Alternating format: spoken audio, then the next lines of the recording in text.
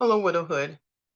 I want to tell you thank you for being on this journey with me. Thank you for investing your time in watching these podcasts and hearing the stories of my grief, of the death of my late husband, from the vantage point of myself, my family, and my friends. The conversation today with Monica is wrapping up the sharing of my story because I wanted you to understand you are not in this alone.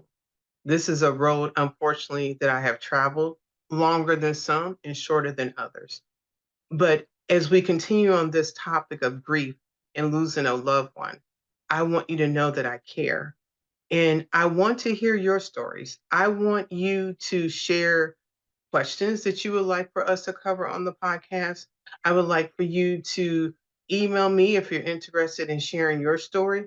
You can go to the website because Widowhood Real Talk with Tina is a 501c3 nonprofit with the mission of supporting people that are grieving and providing a candid place for a conversation about grief.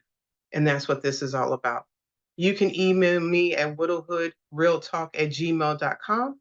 You can go to our website, widowhood-realtalkwithtina.org, to be able to share your stories and recommend different questions. Let's get into this conversation with my friend Monica. Many people talk about the ups and downs of married life, but no one really prepares you for life after your spouse passes away. Welcome to Widowhood Real Talk with Tina, a safe place for widows, widowers, and their friends and family to talk about love and loss. Find comfort as you listen to honest conversations between Tina and invited guests who've experienced the loss of their forever partner. Share their stories of love, grief, and healing. You are not alone in this journey. Join today's episode and discover a wealth of resources and learn how to connect with others who are traveling the same path. This is Widowhood Real Talk with Tina. Hello, Widowhood. Today's conversation is with my girlfriend, Monica. Hey, Monica. Hey, Tina.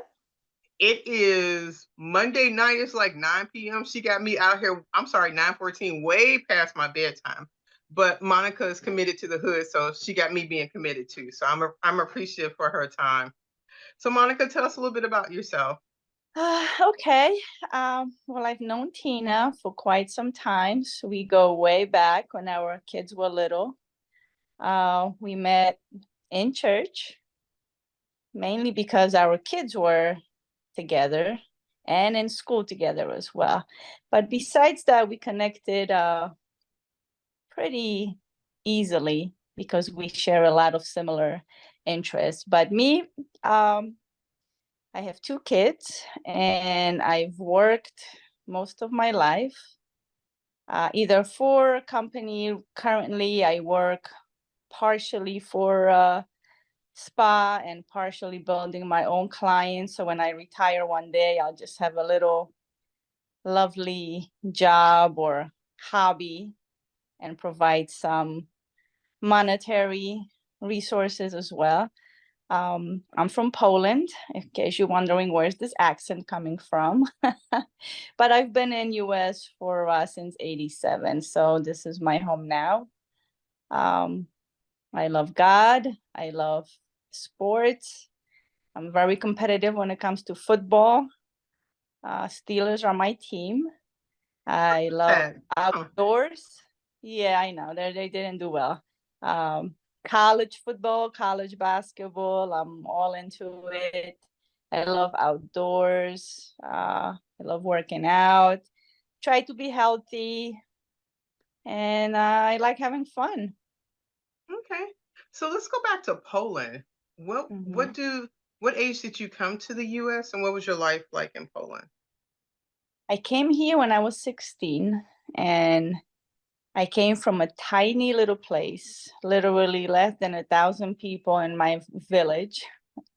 So I came from a little place to New York City. So that was a shock. But life in Poland was very different to what I experienced here. Most of the people were farming, but not business, just to mainly, grow food for themselves. And either one or both.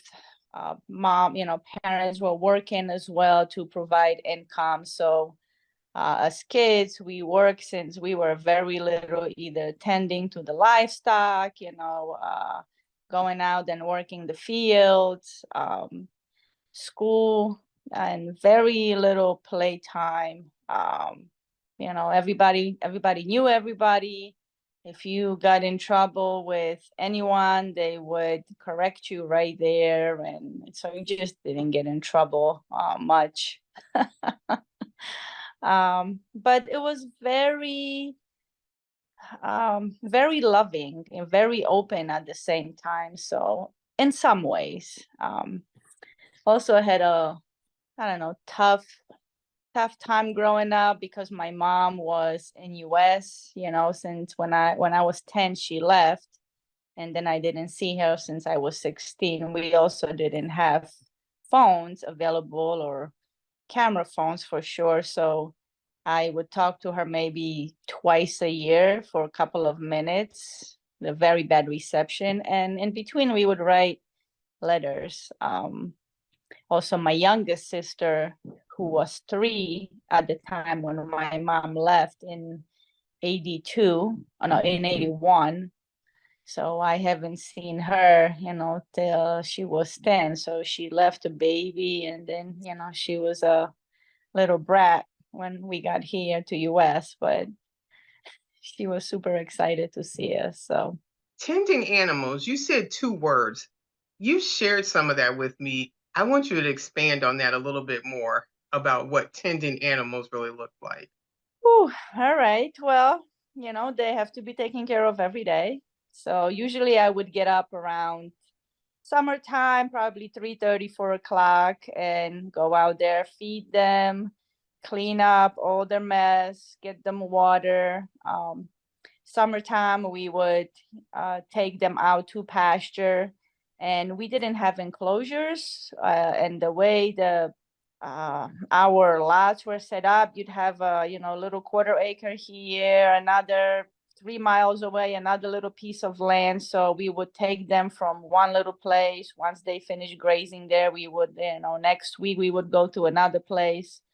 And you would have to stay with them, the entire time while they were grazing. So that was summertime. And while we were in school, they would either, if we didn't have an adult to go, they would stay home in the stable. And then when we'd come home from school, we'd go and, take them out to pasture. We'd have to feed chickens, geese. We also had sheep, we had pigs, and pigs you constantly just, have to feed, clean up their mess, and back to, same thing every day. So in the morning, you'd get up, take care of the animals, then either go to school, or if it was summertime, work the field, go tend the animals. And then in the evening, same thing, clean up the stables, give them feed. We had a horse that also helped with work, and horses wouldn't go out to the fields. They would just stay in the stable. So I would feed them, water them, clean them, wash them, milk the cows, because we had, milking cows, go collect the eggs from the chickens. If you wanted to cook something, we had a kind of stove that you had to bring in wood, chop wood, start the fire, or otherwise you weren't going to have hot water or anything to cook on. So wash your feet and go do it again. When was time to study in school? How did that work in the schedule? We didn't have that much time. And honestly, for me, God has blessed me so much that I was able to just retain the information in class, that all I had to do is do my homework. So usually it was at the end of the evening, whenever all the chores were done. And with the animals, we'd be done by 6:30, 7 o'clock. So then you had an hour or so to do your homework and study. Like I said, I thankfully didn't have to study much. I would just get my homework done, and that's it, and I was good. You said that your mom left when you were 10 years old. What prompted her, or what was the catalyst for her doing that? So the family has my great grandfather was the first one who immigrated to US. That was just before World War II. And it was to try to get, better life for himself and for his family, and of course trying to escape the war. And slowly, as he, got his permanent residency, became US citizen, then he worked on bringing his children over, and eventually my grandparents became citizens, and then they tried to get the rest of their family. So my mom was finally granted a visa, tourist visa at first, but she can only bring one. She couldn't bring anybody who was over 3. So because my youngest sister was so young, at that point, she didn't even need her own passport. She was in the picture with my mother just on one passport. So yeah, she was able to come over here. And, once my mom got established and everything else, then she worked on getting us over here through all the policies that exist here for families reunification. So it was to try to, make better life for our family.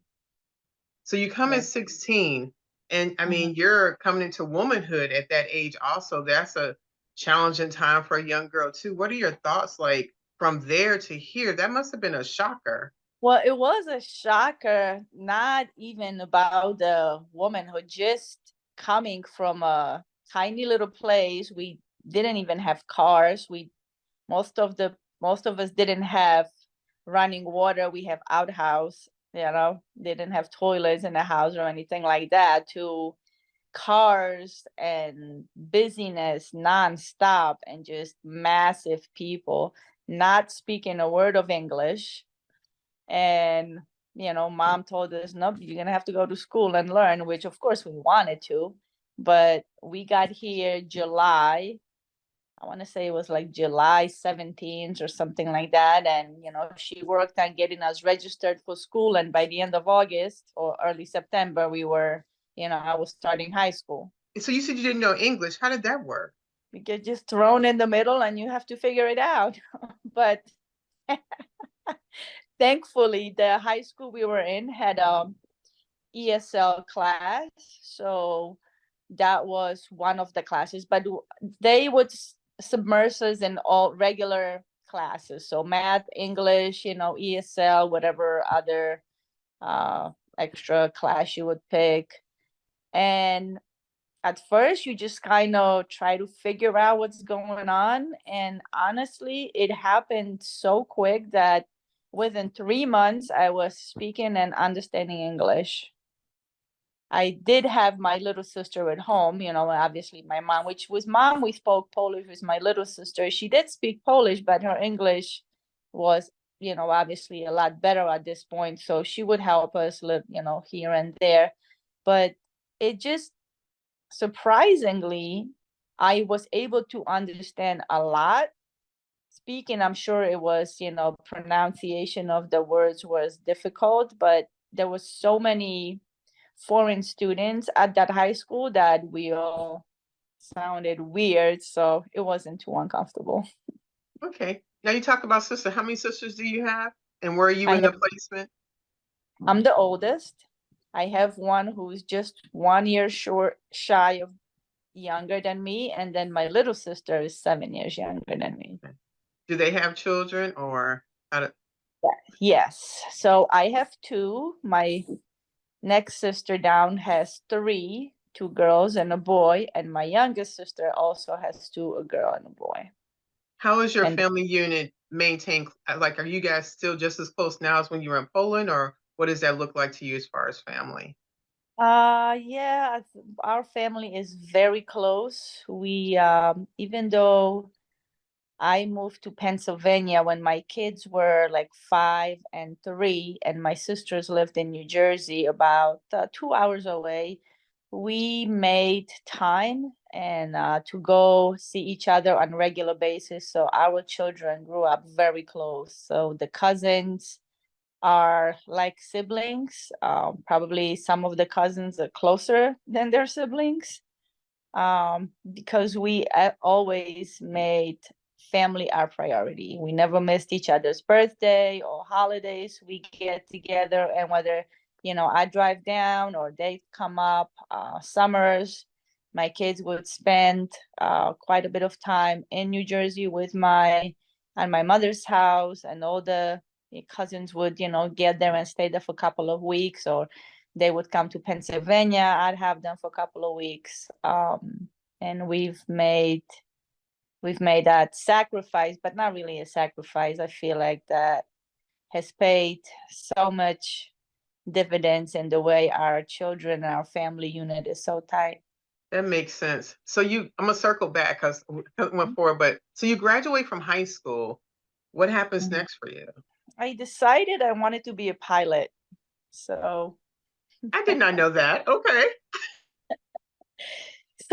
my not knowing too much about the way schooling worked in US, and even though I was in high school, but I worked at the same time, helping my mom because she was raising 3 girls by herself, and it was hard.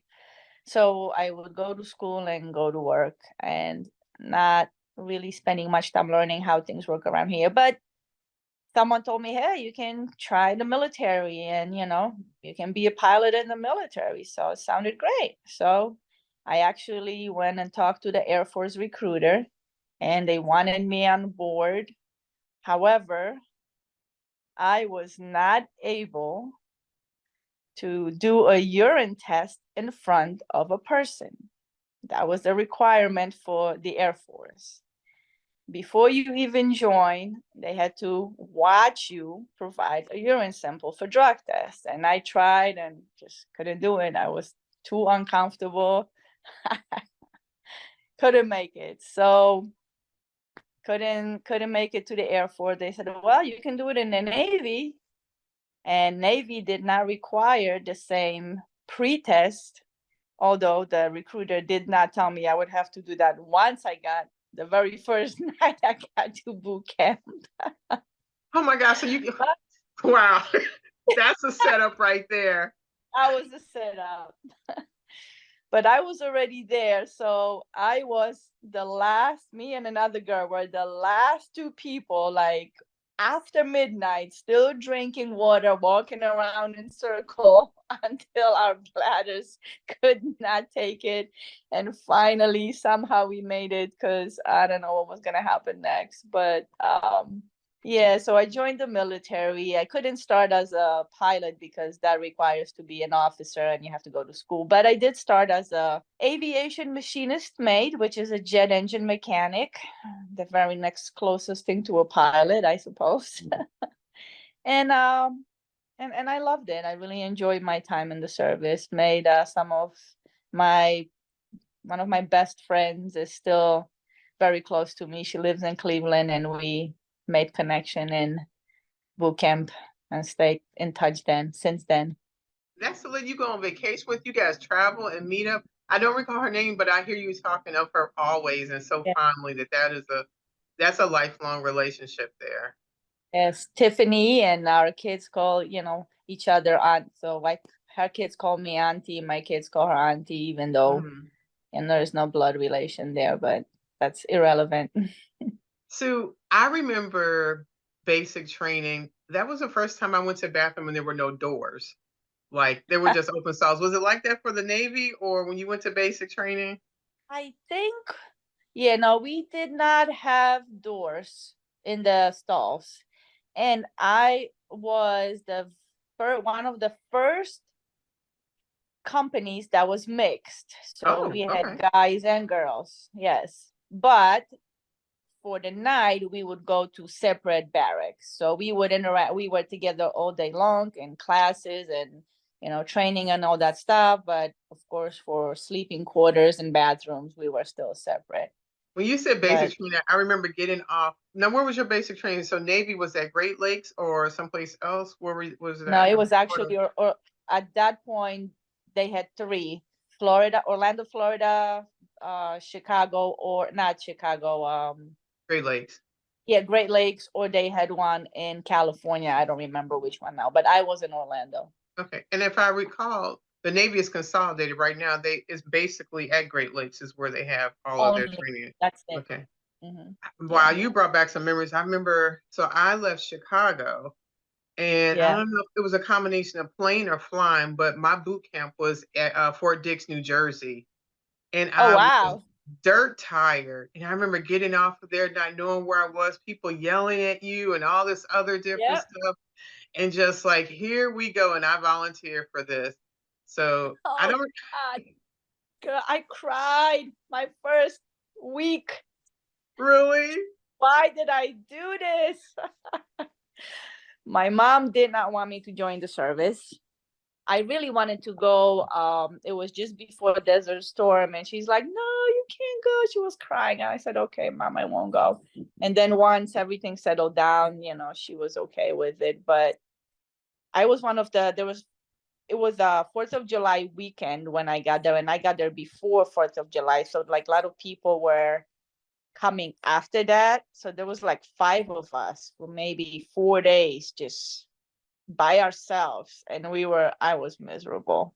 Yes, that holding over till enough people come to fill up your class and they're kind of like staggering in. But it's funny, Yeah, like you were there 5 days. It was like you knew everything by the time the other people came because you look like the true. old timer. Yeah, it's like, oh yeah.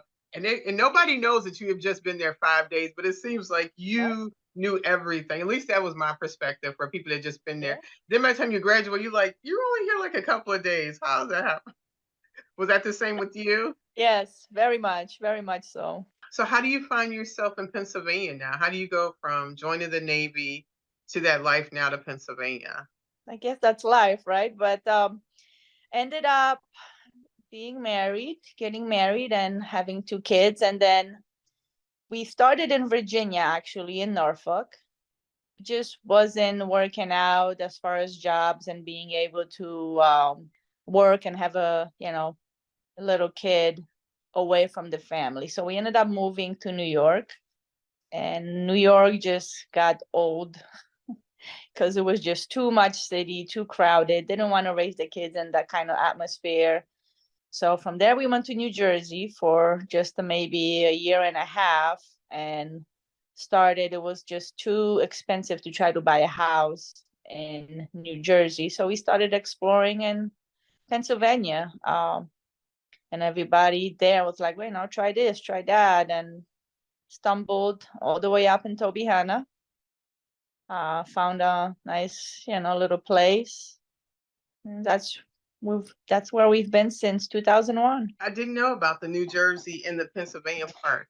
And I will say, if I recall correctly, you lived on the backside of Lisa. Like you guys That lived, okay. Did Yep. you almost share the backyard or how close was it? There was like one row of homes in between us, but the neighbor next to us was a couple from Russia too, who had a summer home there, and they weren't in there all the time. Plus, they never objected to the kids or me walking through their yard. So I would just walk through the yard to get to Lisa's house. I didn't know about the lady in Rochester. I knew about the Yeah, connection of the yards and things like yeah, that. yeah. Cool. That is so cool. So you talk about we went to church together. Do you remember like when we met, or I don't have a formative idea like when we met per se. Are you asking for a date? No, just the activity, how it happened, or if you remember like when. I remember it was through I was serving in the kids ministry, and your kids would come to the kids, classes, and that's how I remember us meeting for the first time. That sounds about right. That sounds about Yeah. right. And so your daughter is the same. I think your daughter is about the same age as my son, and Mm-hmm. then my daughter is about the same age as your son as far as Right. proximity. I Mm-hmm. feel like so that was a lot of passing and getting to know each other. I think the friendship really started to kindle, I'll say, when there were some classes that you guys were taking at night. And then I Mm-hmm. was watching the children. I was watching your children, Lisa's children. I feel like that's when we really started to get closer. That's my Definitely. recollection of it all. Yeah. Yes. and the kids would come over and hang out and stuff like that. And it was like one of those things. I was like, I think I bit off more than I could chew. I got like 6 kids once a week here and stuff like that. But nobody was like itty bitty baby. Everybody could pretty much handle themselves and stuff like that. And I'm glad to say that this group of children, everybody ate what they were given. It wasn't one of these things where it's like, I only eat this or I don't eat that. They were full on willing to eat everything and do it. Yeah. Yes. Hopefully you would have let them be hungry if they didn't. See, you know me well that that is exactly what would have happened. They would have become hungry or they've gotten hungry when they went home. Yeah, for Yep, sure. no problem here.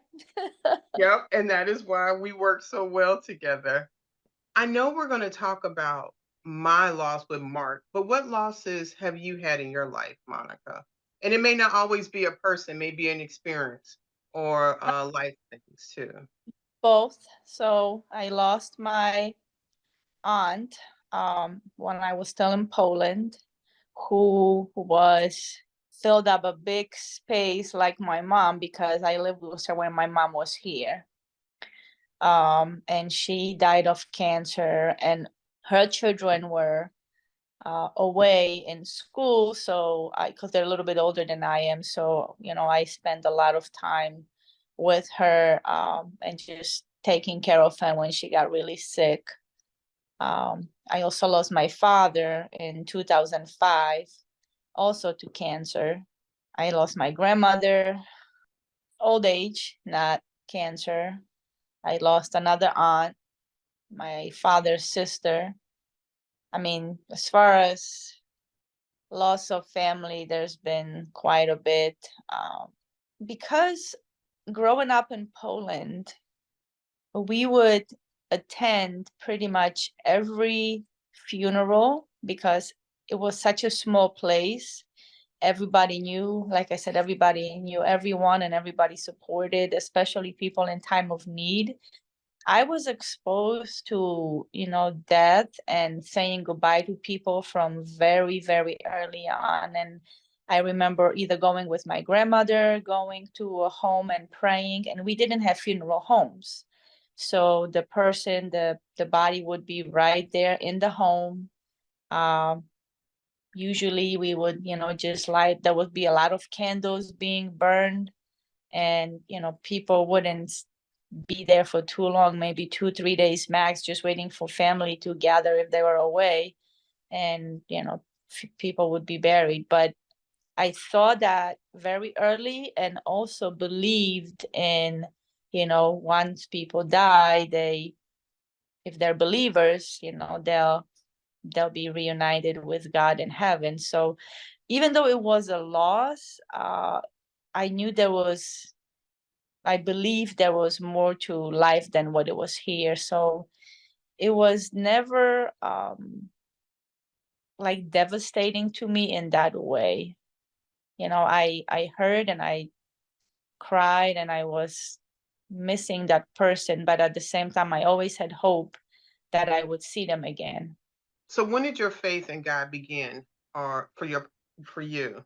Just grew up in a Catholic, so I had always believed in God, but the personal relationship, the strongest or my decision that I've made to follow Jesus and have him, choose him as my savior, or allow him to be my savior, welcome him in my life, was in 1996 in Virginia, in Norfolk, Virginia.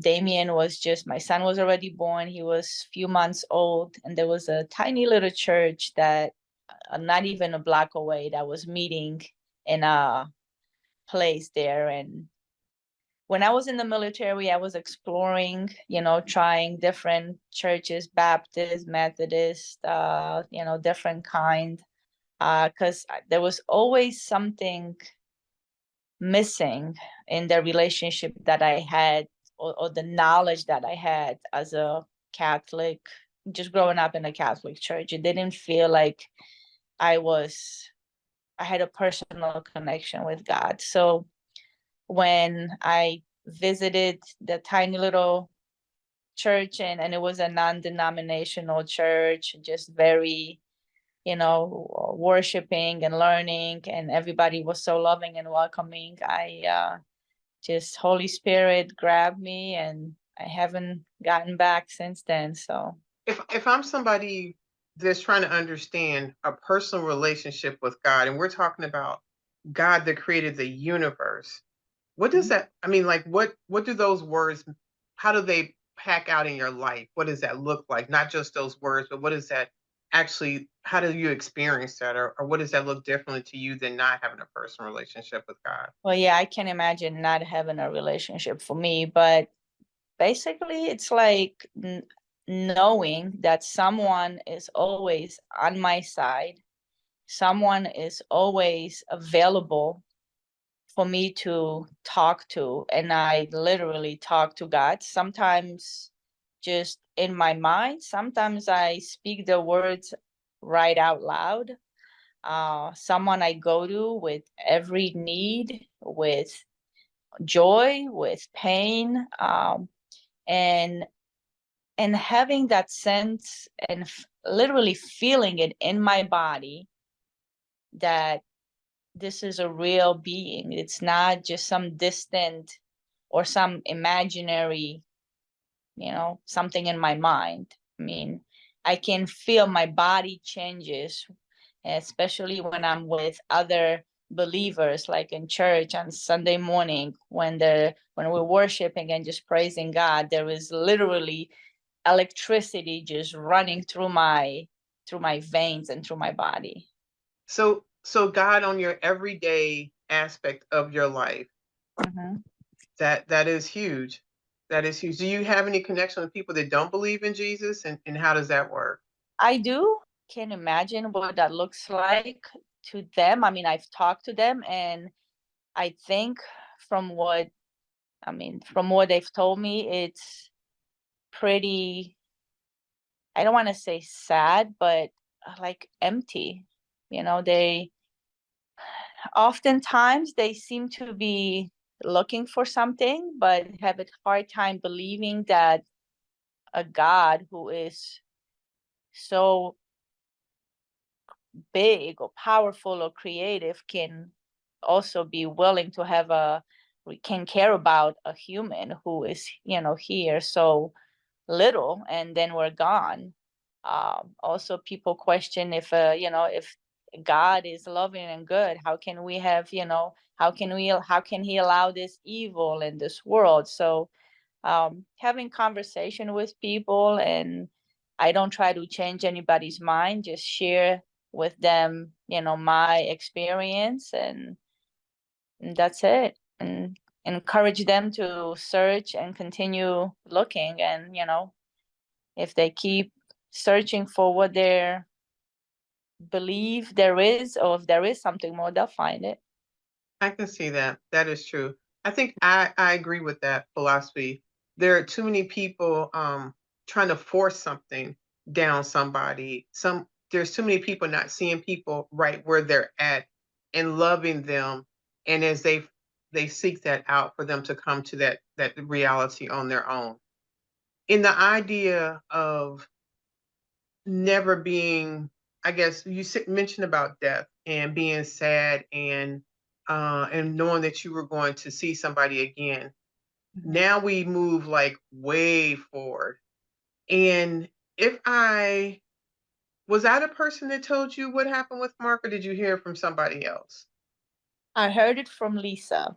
Okay. So I remember this, the day, the moment, when it happened, because we were celebrating my brother-in-law's birthday. So Okay. Angelo's birthday in March, and we were all out in the restaurant, which I usually don't answer my phone because we're with people, and I think she called me and I didn't answer the phone, and she might have called one more time, and I was like, well, if she's calling me again, something's happening. So I answered the phone, and she told me what happened, and I mean, I was just shocked. I couldn't believe what I was hearing. And I knew your family. So when you shared that with them, that was probably just as daunting for them because we have been to your house for holidays and different We things like that. We were just you were just at our house for Thanksgiving. We did spend our last Thanksgiving with you. I do Hmm. have that picture. We were at the bottom of the stairwell getting ready Yep, to leave. And there's yep, another picture we took on the couch. I will have to post that when we share this story. yep, Wow. That was the last Thanksgiving. Wow. yeah.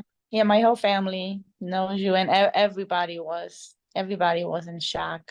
And so where do you go from there? What happens at this birthday celebration after that conversation? Oh my gosh, that changes things a little bit. Then we got a hold of you, found out that, where you were and what the situation was, and we jumped in the car and we drove up to Dover. Did you come that Okay, so hold on. We came The next uh, day. the next day. Yeah, Okay, because because yeah, I think she called me, it was already pretty late in the evening. okay, because Lisa was in Delaware with us there. And Mhm. then you came and picked up Mark's Car. vehicle and drove it back to Pennsylvania. When you Yeah. came, did I see you? Did I No, talk to you? no, you weren't there. How did you get the keys to the car? How did all that work out? You left it with the hotel, the place that you were staying. You left Okay. all the information there. We had, once we got everything straightened out, they had everything. They had our names and Okay. all the info, the keys to us and everything else. That's a long drive with that in your mind. What are you thinking the whole time like you're driving to get this car? I was just thinking about you and the kids, like what, what is going on? How it's, I mean, of course, had questions, like how this happened, what happened, which we didn't really, too much Mm-hmm. at, conversation with you, but just saying, what do we got to do? Praying, do a lot of praying and asking God for guidance, and we're gonna get through this, and we're gonna be there for each other, and Mm-hmm. that was it. Do you recall when we finally saw each other, per se? I think when we brought the car to your house, Okay, that makes sense. yeah. And at that time, my brother probably was there. I don't remember if your brother was there already. I don't Okay, remember your brother. I think someone was with you, but I don't remember if it okay, was your brother. I just don't remember at this okay. time. And it was 6 years ago. Do you recall what I was like when we were talking, or that part? And no matter how complicated it is, because this is an opportunity for people to kind of see from my friend's perspective of that grief process Actually, I was surprised how well you were actually keeping it functioning. fun. And I knew that was out of necessity. At least that's what I believed. Yes. Um, I remember myself, like I said, when I lost my aunt, even though I was one of the youngest people in the home, I was able to function and make decisions, and it was out of necessity because other people couldn't.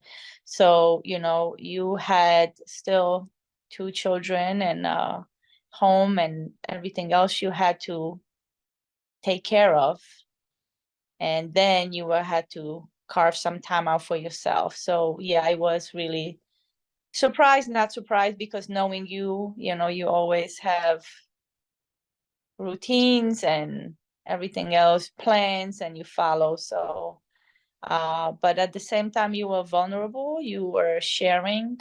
We talked about, how this whole event just ending up in Delaware, what it was about, how much you appreciated the fact that, you guys made time for each other.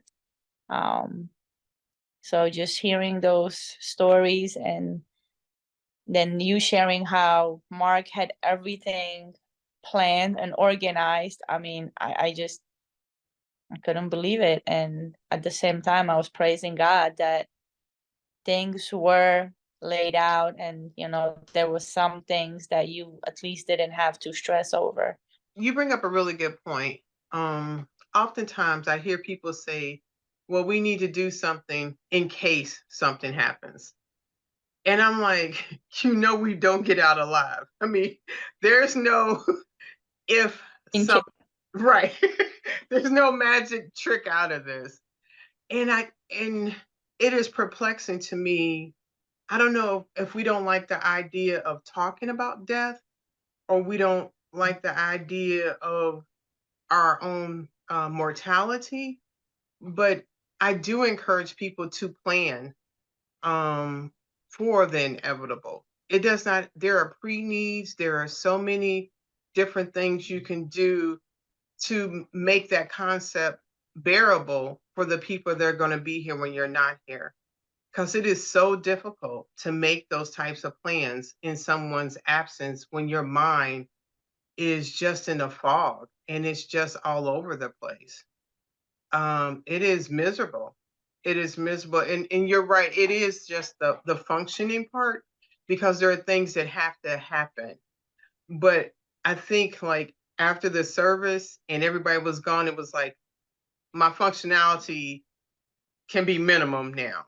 It does not have to be to that height of needing to get things done. Did you and I interact a lot after the service, or what do you recall from that? You mean just right after the service that day, or after the service days and weeks going Yeah, forward? days and week, either or, whichever you want to choose. I think we interacted fairly, good amount, either in person or just via phone.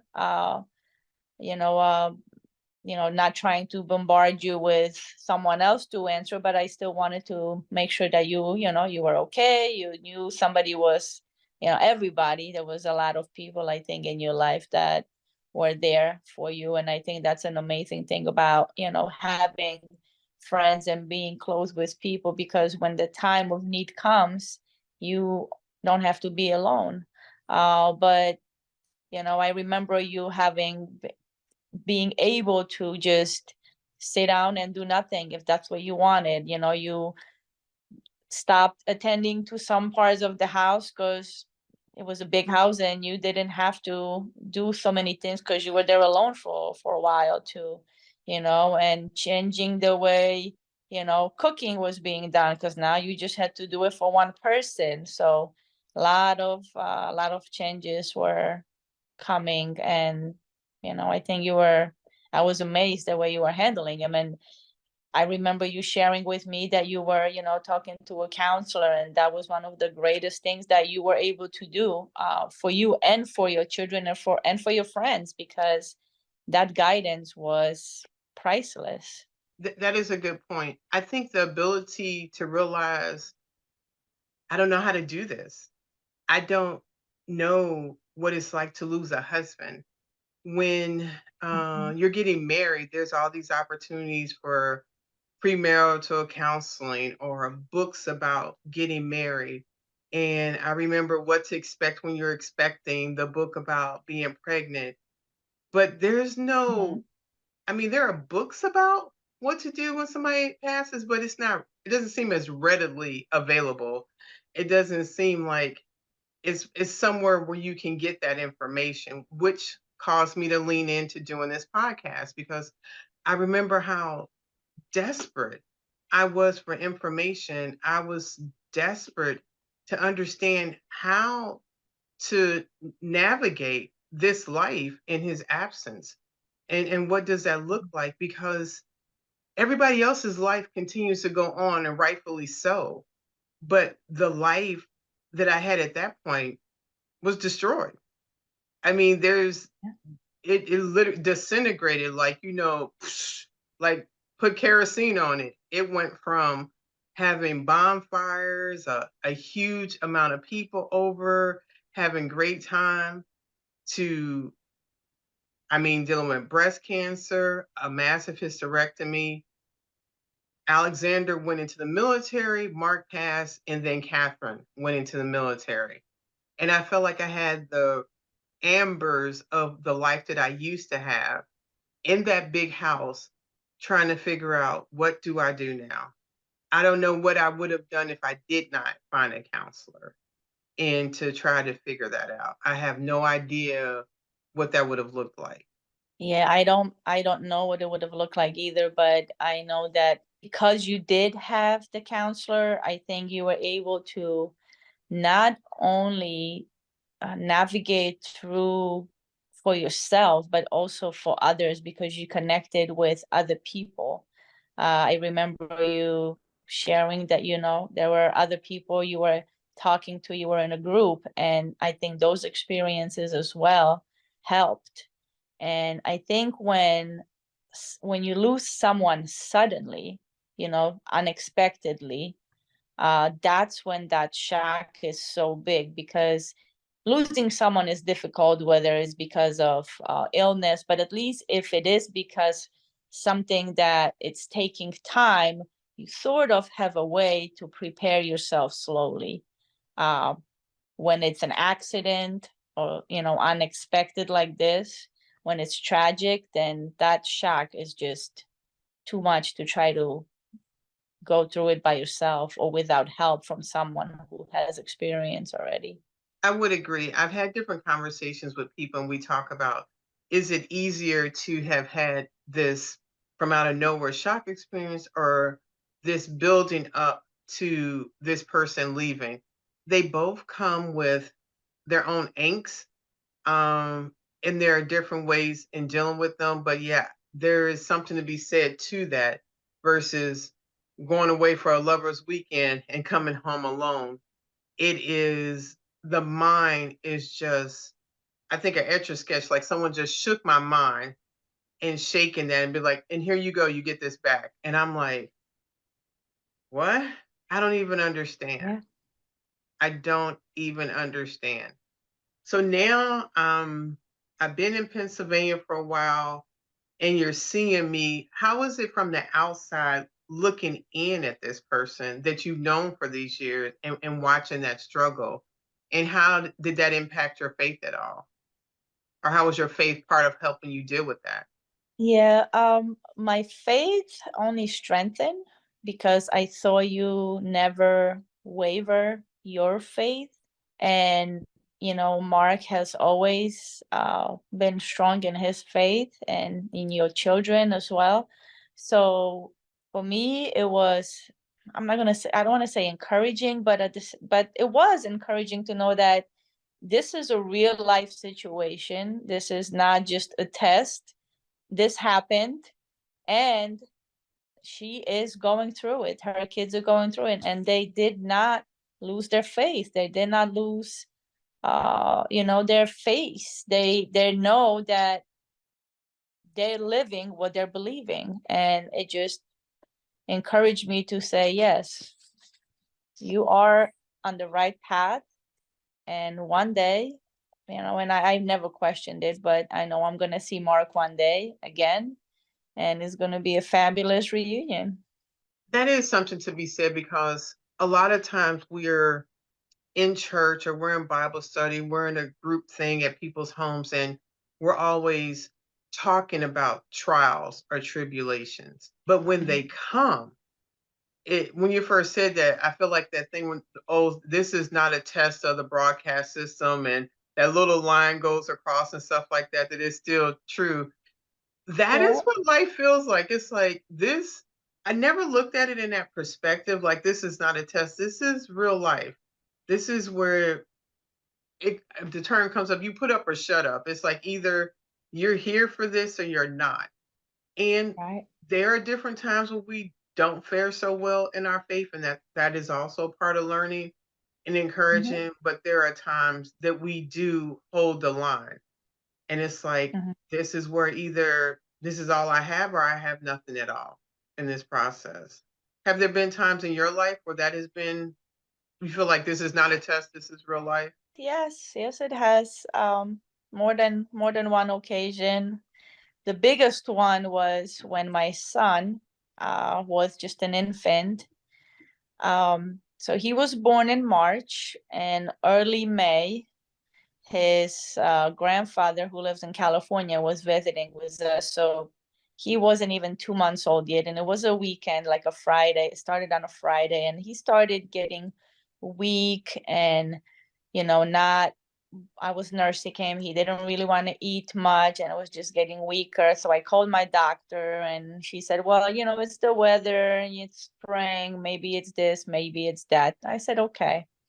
Well, by Sunday night, His toes and his fingers were starting to turn blue. He was barely breathing. Mm. So Monday morning, where I'm rushing him to the doctor, to her. Well, we get there, they check his heart rate, and without even telling us what's going on, she sends us immediately to the children's hospital there. We get there, they put him in a room and don't even allow us to follow, and they have to shock him. His heart rate is at about 300 beats a minute. So his heart was exhausting itself, and had we not get him there in time, he would have been gone. His blood, was not reaching his extremities. So we found out that he was born with a tachycardia, which they did not catch at birth. It took about 4 different treatments of shock to try to get him stabilized, because they would shock him, he'd be fine for a little bit, goes right back to it. So here we are seeing our not even 2 months old son with all these people rushing, needles stuck in all his head, and IVs everywhere, and him screaming, and we can't go in there. So the only thing we could do, the only thing I knew what to do, we were on our knees praying and saying, God, I know you're real. I know you brought him here for a reason. We're believing that you're going to save him. And he did. Took few days. They finally got the medication right. He stayed in the hospital for about 10 days or so. He went home with a heart monitor, and they said that he would probably never grow out of this condition, but as he got older, that he would be able to know, like, if his heart went into tachycardia, and there is some things he can do to set his heart back to normal. Well, for me, that wasn't good enough, so I believed that God would heal him. I am a believer in miracles, and one of the things that when I gave my life to Christ, there was a group that I would join and pray, and I shared with them about my son, and they said, we're going to pray for him. I said, and we believe that God's going to heal him. And I said, I believe it too. So at about 8 months old, removed the monitor from him, went back to cardiologist. He said, he's fine. There's nothing wrong. I said, praise God.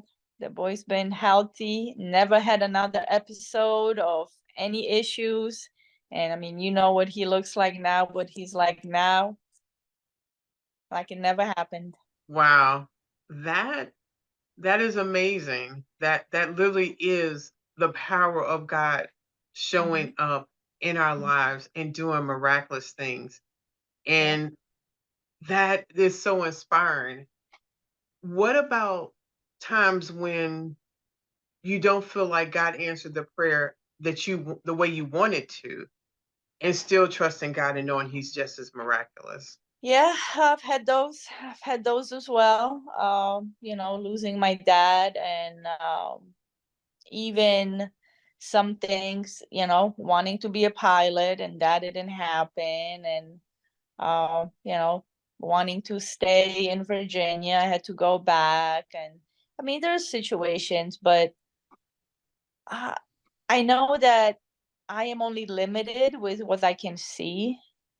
God knows the beginning, He knows the end, Mm, He knows what's better for me. And thankfully, at this point in my life, I've lived enough, I've seen enough to where I trust Him that if I don't get my prayers answered, it's because there is a better answer than what I'm looking for. There's a amen. there's a song that I heard long time ago when I used to work for this Jewish lady taking care of her kids, that some of God's greatest gifts are unanswered prayers. And I agree with that 100%. Thank you. I think sometimes people look at God like a genie, like you rub it or do this and He's gonna make this happen. But if the genie rub doesn't happen, then God's not good. He is good all the time. Amen. Um, so Amen. I definitely can attest to that. So I lived in Pennsylvania, And now I'm moving to Virginia. I believe my last night in Pennsylvania was at your home. I think there was some white wine involved too that night before, if I recall correctly. I can't remember for sure. What did we do Yeah. that night? I don't recall or what that looked like. Who else was there? Because I can't remember who, if it was. When you say that, I think you had yeah, you surprised me and had like a whole little cookout. I come over there with my Yeah, little bag and I'm trying to go downstairs and yeah, you like come outside. I'm like, why? Yes, you did. I was not ready for that. Yeah, go. When did that planning start? How did that all happen? Yeah, let me hear the tea on that. well, we're gonna be going, and we weren't gonna see each other as much, and there's so many other people who wanted to see you and say goodbye and wish you all the best. So I was pretty sure that you'd be willing to come over and hang out for a little bit. So just little trickery there, but I didn't mind. Nothing like when we tricked my Jay with venison. Oh my gosh. Okay, so two stories. So thank you for bringing that up. So my late husband Mark was a hunter, and he hunted deer primarily.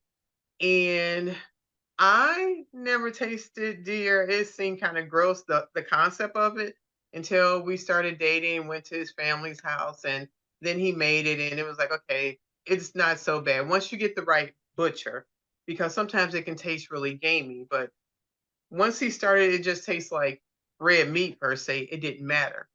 And Jay was like, I can't stand venison. I'll never eat that. Da da da da da. And when people say stuff like that, that's sort of like a challenge. And I kind of take the challenges back to Monica saying, she was competitive. We kind of got that same thing vibe going on. And so I was like, okay, we're going to have you guys over for dinner. And I think it was some trickery with that because he said it was, no, we didn't say what it was. We just put it out. It was stroganoff. It was stroganoff. We didn't say beef stroganoff, but it was stroganoff. It was the meat and the gravy and the noodles. And Jay was eating and he was talking all this trash. I Yeah. can't stand deer meat, da da da da. And did he have two or three helpings? How many was it? I know he did for sure. Two.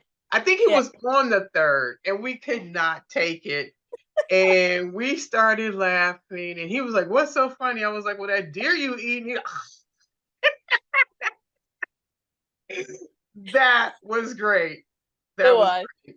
It It was. was because Catherine and Alex were there. Were your kids there? Like we were all at the table.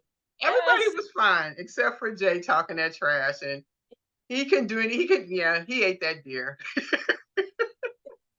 And and had he swore he seconds. would never eat red meat at our house again. He was like, "I am never Oh having yeah, red meat." he was mad at me. He was probably steaming on the way home. You know it. Yeah, you guys, you did surprise me. I think I left work and then I came to your house because that was my last day of work. And then I was driving to Maryland halfway, and then I was going all the way to Virginia. Yeah. I don't know. There was a part of me that was excited, and there was a part of me like I just wanted to go in my room and cry, just go downstairs in the basement and cry and be like, I don't need this. I don't need this to be this real. I just kind of, part of me wanted to just get in the car and drive. I was like, I'm too tired. I don't have the bandwidth to do that at all. But I was like, and let me say, Monica can cook. See, your girl over here is more like a Blue Apron sort of kind of somebody cook for her. Monica out here, like making stuff from scratch. Like all I want to do is just unbutton my pants and come sit down and eat at Monica's house because it is some yumminess that's happening. And then she'll go, oh, and I just did this and I just did it. And then there's 13 things on the table that were all made from scratch. And I just want a fork. I'm not even like, I'm on team wash dishes over here or team paper plates. I am not on the cooking team, but I am on the eating team. So I was like, well, Monica did throw a party. I'm going to eat. So let me go on and get up here. So Yeah. were you home when I left or when I headed to Virginia? How was that for you? What did that look like? I mean, I was excited for you because I knew you were gonna be, with family and friend. It's important to have friends, but your siblings were closer, and Mhm. your job we were, trying to get a job, and God opened another door. So I was happy for you. I was excited, and I knew we'd make, the distance is not that far. Hmm. Technology today, we can see each other more than, than when I was in Poland and my mother was here. Right? Twice a Months year? for a letter to come. So, um, I had a place to go visit again, so I was excited. I was happy. Not Oh, that you were going to be away, but there was these new things that, new things are often nice. that's We look, true. so I thought you were going to be excited as well, and it would help you move toward your next point in life. Thank you. Okay, Monica. I guess that when you lived in Poland, everything else is just subpar as far as how that's going to be, as far as difficulties. That must change your perspective of so many things that people Mhm. see, and when you compare it to that and to this. And if I recall, so one of the things that I do is have like a girlfriend's breakfast, Okay. and you and Lisa came for that. How Mhm. was that to be like from what we were there to be here at my place and friends and family and see that different perspective? Now, some of those friends you had seen at the bonfire, they had come up, but to sort of be here now in this new life that I'm living, what was that like? It was super exciting. It's just, for one, having all women. Bonfire was family, so, and not taking anything away from that, because it was great. We're doing karaoke and kids just running everywhere, and watching the kids grow up from, little to teenagers. All those things are great, and just connecting. But there is something great about women just being together and Mhm. sharing and caring for each other. So, and meeting so many of them that I haven't met yet. It was just so much fun. The activities we did, the food we had, and just it was great. I look forward to it every time. So we kind of took the bonfire to a different level, kind of flipped it a little bit and made it something else. I know you are tired. This has been a long day for you. I appreciate you having this conversation. I do have two questions, two more things Mhm. for you. If someone comes to you and they tell you that their friend lost a spouse, what would you say to them? Someone I know, Yeah, someone like a I know. coworker comes in and goes, "Hey, Monica," and you're talking about your weekend, and they go, "Oh, my best friend's husband passed, and I don't know what I'm gonna do. I think I'm just gonna give her space. I'm not gonna talk to her for a while and just let her deal with it." No, definitely not. Don't do that. Be there for them. Reach out to them. Encourage them to, find someone, a counselor, the talks, podcast. Definitely don't let them be alone, because even though I think people think they want to be alone, alone is a bad place to be when you just went through such a difficult loss. I feel that that is the devil's way to try to keep someone hurting and not being able to figure out how to move forward because they're isolated. So, yes, give them space if they need space, but continue to reach out, continue to check in on them, provide for them, and even be there. Just if they want to cry, then just be quiet and let them cry. Just offer a hug, do something. Those are good words. The power of silence and being there is is beyond comprehension because most likely you don't know what to say to that person really. And we often fumble with words when we don't know what to say because we feel like we have to put something in the air. When we're just in that space with them and willing to be quiet because they probably are afraid to try to articulate how they really feel and what they're doing.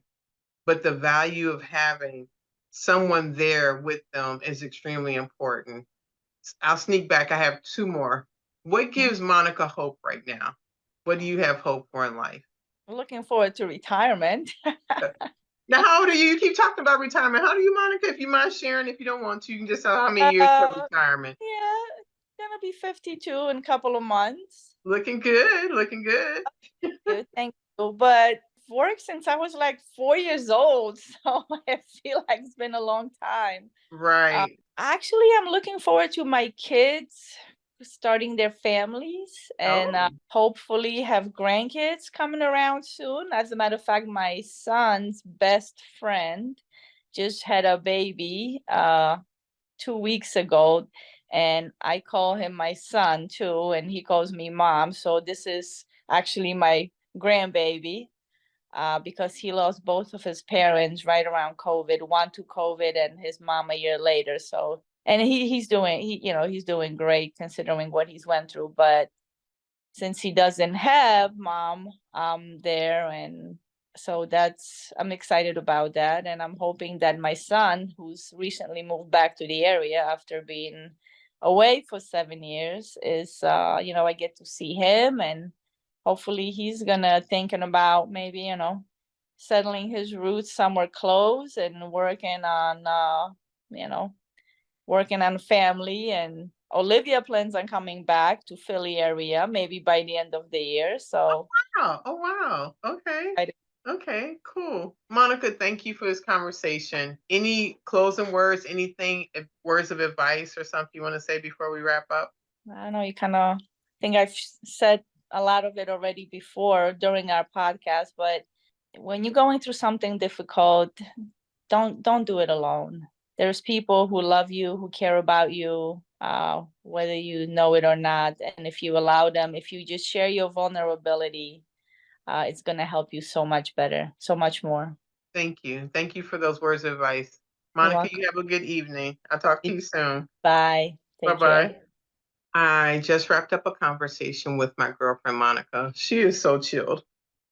Life in Poland was no joke, and that lady is strong. Her quiet and low key demeanor is so comforting. Monica is so strong, and I am grateful that she is part of my hood. I'm grateful to wrap up this series of my journey with her, considering that my last night sleeping in Pennsylvania was at her home. I thank you for being on this journey with me. I am sorry for the loved one that is no longer here that you have lost, that has driven you to this conversation. But I am glad that you are part of my hood. Talk to you soon. Thank you for spending another episode with Widowhood Real Talk. If you found the contents of today helpful, share the episode to anyone you know who may need it. Subscribe to the show and tune into Widowhood Real Talk each week. Then visit widowhood-realtalkwithtina.org to join the community and access additional resources. Remember, you are not alone in this journey.